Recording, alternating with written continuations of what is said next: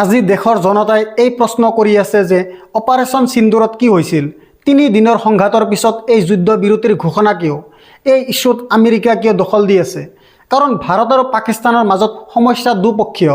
সকলোতকৈ গুৰুত্বপূৰ্ণ বিষয়টো হৈছে ট্ৰাম্পৰ শেহতীয়া ঘোষণাটো, য'ত তেওঁ কাশ্মীৰক 1000 বছৰ পুৰণি এক সমস্যা বুলি কৈছিল।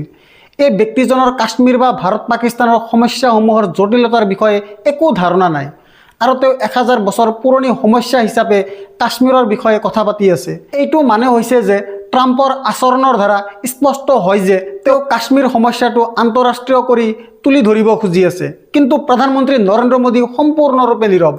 যেতিয়াৰ পৰা যুদ্ধবিৰতি ঘোষণা হৈছিল তেতিয়াৰ পৰাই প্ৰধানমন্ত্ৰী নৰেন্দ্ৰ মোদীয়ে একো কোৱা নাই।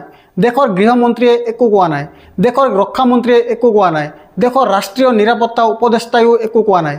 আটাইতকৈ গুৰুত্বপূৰ্ণ কথা হৈছে যে সন্ত্ৰাসবাদী পাকিস্তানৰ বিচলীয়া প্ৰধানমন্ত্ৰীয়ে নিজৰ সংসদৰ সন্মুখত গৈ অপাৰেশ্যন সিন্দুৰৰ পিছৰ যি সংঘৰ্ষ চলিছিল তাত তেওঁ পাকিস্তানৰ বিজয় হোৱা বুলি কৈ আছে। কিন্তু ইয়াত সম্পূৰ্ণ নিস্তব্ধতা আছে। মই আপোনালোকক জনাব বিচাৰিছোঁ যে ৰাষ্ট্ৰীয় বিশেষজ্ঞ বৃন্দ ব্ৰহ্মচালানীয়ে কৈ আছে যে আমি পৰিস্থিতিৰ পৰা পৰাজয়ক কাঢ়ি লৈছোঁ, আমি স্পষ্টভাৱে বিজয় হৈছোঁ। 3 দিনৰ পিছত কিয় যুদ্ধবিৰতিৰ ঘোষণা কৰা হ'ল? এই প্ৰশ্নটো বহু বিশেষজ্ঞৰ দ্বাৰা উত্থাপন কৰা হৈছে।